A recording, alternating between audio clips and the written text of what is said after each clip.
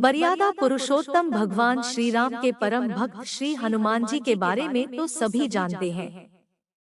यह भी जानते हैं कि दशरथ नंदन राम हनुमान के हृदय में बसते हैं।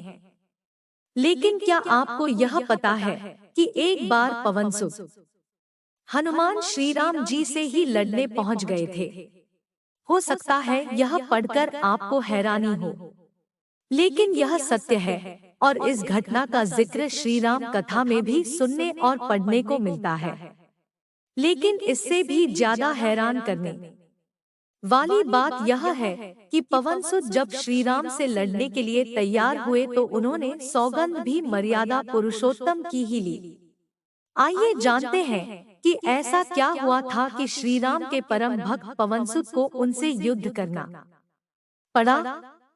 एक बार सुमेरु पर्वत पर सभी संतों की सभा का आयोजन हुआ। केवल देश के राज सुकंद भी उसी सभा में सभी संतों का आशीर्वाद लेने जा रहे थे। रास्ते में उन्हें देवर्षि नारद मिले। राजा सुकंद ने उन्हें प्रणाम किया। इस पर श्री नारद जी ने उन्हें आशीर्वाद देकर यात्रा का प्रयोजन पूछा। राजा सुकंद ने उन्हें संत सभा के आयोजन की बात बताई। इस पर नारद मुनि ने कहा, अच्छा है, संतों की सभा में जरूर जाना चाहिए। ऐसा कहकर सुकंद को जाने का आदेश दिया। सुकंद जैसे ही सभा में जाने के लिए प्रस्थान करने लगे तैसे ही नारद जी ने उन्हें आवाज दी। इसके बाद कहा कि जिस सभा में जा रहे हो उसमें सभी को प्रणाम करना, लेकिन ऋषि विश्वामित्र का अभिवादन बिल्कुल भी मत करना। इस पर सुकंद ने पूछा कि यह तो उचित नहीं है।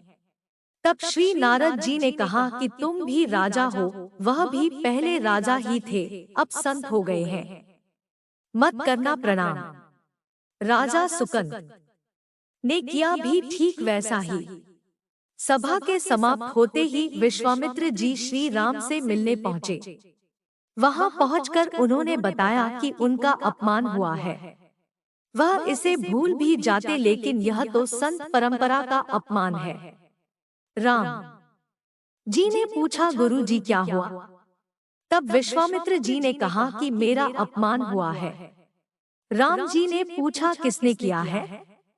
तब विश्वामित्र जी ने पूछा कि जानकर करोगे भी क्या? इस पर श्री राम जी ने कहा कि गुरु जी, आपके चरणों की सौगंध लेकर प्रतिज्ञा करता हूँ, जो सिर आपके चरणों में नहीं झुका है उसे काट दिया जाएगा। कल सुबह मैं उसका वध करूंगा।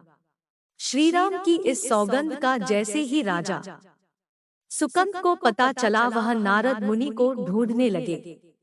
काफी देर तक वह परेशान रहे, लेकिन नारद मुनि उन्हें मिल ही नहीं रहे थे। व्याकुल होकर जब वह रोने लगे तब नारद जी प्रकट हुए। सुकंद ने हाथ जोड़कर उन्हें सारी बात कह सुनाई, साथ ही प्राण दान की विनती की। इस पर नारद जी ने उन्हें माता अंजनी की शरण में जाने की सलाह दी। यह भी कहा कि अगर उन्होंने तुम्हें बचाने का वचन दे दिया तो तुम जरूर बच जाओगे। लेकिन यह भी कहा कि वह किसी को यह नहीं बताएंगे कि नारद जी ने उन्हें यह सलाह दी है। राजा सुकंद के रोने की आवाज सुनकर माता अंजनी बाहर पहुंची। तब उन्होंने कहा कि माता, मुझे बचा ले, अन्यथा विश्वामित्र जी मुझे मार डालेंगे। इस पर माता अंजनी ने सुकंद को उसके प्राण बचाने का वचन दिया। उन्होंने कहा कि तुम शरण में हो, तुम्हें कोई नहीं मार सकता। इसके बाद राजा सुकंद को विश्राम करने के लिए कहा। शाम ढले जब हनुमान जी माता अंजनी के पास पहुंचे तो उन्होंने सारी बात बताई। लेकिन सुकंद को बुलाने से पहले पवनसुत से सौगंध लेने को कहा। तब श्री हनुमान जी कहा कि वह श्री राम के चरणों की सौगंध लेते हैं कि वह सुकंद के प्राणों की रक्षा करेंगे। तब माता अंजनी ने राजा को बुलाया। हनुमान जी ने पूछा, कौन तुम्हें मारना चाहता है? तब सुकंद ने बताया कि श्री राम उन्हें मार डालेंगे। इतना सुनते ही माता अंजनी हैरान रह गई। उन्होंने कहा कि तुमने तो विश्वामित्र जी का नाम लिया था, तब राजा ने कहा कि नहीं, वह तो मरवा डालना चाहते हैं, लेकिन मारेंगे तो राम ही। हनुमान जी ने राजा सुकंद को उनकी राजधानी में छोड़ा और श्री राम के दरबार में पहुँचे। वहां पहुंचकर उन्होंने राम जी से पूछा कि वह कहाँ जा रहे हैं। तब मर्यादा पुरुषोत्तम ने बताया कि वह राजा सुकंद का वध करने जा रहे हैं। तब हनुमान जी ने कहा, प्रभु उसे मत मारिए। राम जी ने कहा कि वह तो अपने गुरु की सौगंध ले चुके हैं, अब पीछे नहीं हट सकते। हनुमान जी ने कहा, प्रभु मैंने उसके प्राणों की रक्षा के लिए अपने इष्टदेव यानी कि आपकी सौगंध ली है। तब राम जी कहते हैं कि ठीक है, तुम अपना वचन निभाओ, मैं तो उसे मारूंगा। हनुमान जी राजा सुकंद को लेकर पर्वत पर पहुंचे और राम नाम का कीर्तन करने लगे। उधर राम जी राजा सुकंद को मारने के लिए उनकी राजधानी पहुंचे, लेकिन वह नहीं मिले तो वह उन्हें ढूंढते हुए पर्वत पर पहुंचे। वहां हनुमान राम मंत्र का जप कर रहे थे। राम जी को देखते ही सुकंद डर गए। उन्होंने कहा कि अब तो राम जी उसे मार ही डालेंगे। वह बार बार हनुमान जी पूछता कि बच जाएंगे हम।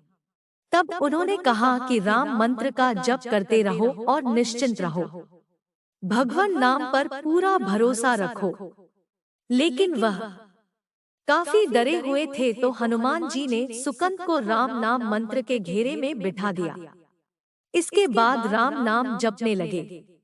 राम जी ने राजा सुकंद को देखकर जब बाण चलाना शुरू किया तो वह राम नाम के मंत्र के आगे विफल हो जाते। राम जी हताश हो गए कि क्या करें।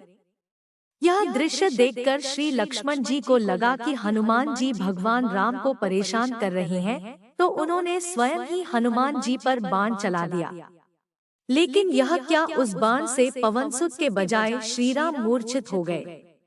यह देखते ही लक्ष्मण जी दौड़ पड़े और देखते हैं कि बाण तो हनुमान जी पर चलाया था, लेकिन मूर्छित राम जी कैसे हो गए। तब उन्होंने देखा कि पवनसुत के हृदय में तो श्री राम बसते हैं। राम जी जैसे ही होश में आए, वह हनुमान जी की ओर दौड़े। उन्होंने देखा कि उनकी छाती से रक्त बह रहा है। वह हनुमान जी का दर्द देख नहीं पा रहे थे।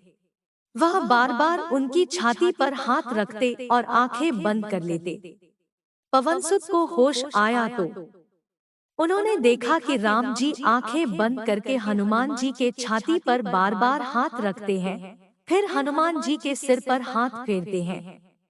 तब पवनसुत ने सुकंद को पीछे से निकाला और उसे अपनी गोद में बिठा लिया। तभी राम ने फिर से हनुमान जी के माथे पर हाथ फेरा, लेकिन इस बार वहां पवनसुत की जगह राजा सुकंद थे। राम जी मुस्कुराए और हनुमान जी बोल उठे कि नाथ, अब तो आपने इनके सिर पर हाथ रख दिया है, अब तो सब कुछ आपके हाथ में है, इसकी मृत्यु भी और जीवन भी। आप ही सुकंद के जीवन की रक्षा करें। राम जी ने हनुमान जी से कहा कि जिसे तुम अपनी गोद में बिठा लो, उसके सिर पर तो मुझे हाथ रखना ही पड़ेगा। लेकिन गुरु जी को क्या जवाब देंगे। तभी हनुमान जी को विश्वामित्र जी सामने से आते दिखाई पड़े। उन्होंने राजा सुकंद से कहा कि जाओ, तब प्रणाम नहीं किया तो क्या हुआ, अब कर लो। राजा ने दौड़कर विश्वामित्र जी का अभिवादन किया। वह भी प्रसन्न हो गए और बोले, राम इसे क्षमा कर दो। मैंने इसे क्षमा कर दिया, क्योंकि संत का काम मिटाना नहीं बल्कि सुधारना होता है। यह भी सुधर गया है। उन्होंने सुकंद से पूछा कि संत का सम्मान न करने की सलाह तुम्हें किस कुसंग में मिली। राजा सुकंद विश्वामित्र जी से कुछ कहते कि इससे पहले नारद मुनि प्रकट हो गए। उन्होंने सारी घटना कह सुनाई। तब विश्वामित्र जी ने पूछा कि नारद, तुमने ऐसी सलाह क्यों दी। तब नारद जी ने कहा कि अक्सर ही लोग मुझसे पूछते थे कि राम बड़े या राम का नाम बड़ा। तो मैंने सोचा कि क्यों न कोई लीला हो जाए कि लोग अपने आप ही समझ ले कि भगवान से अधिक भगवान के नाम की महिमा है।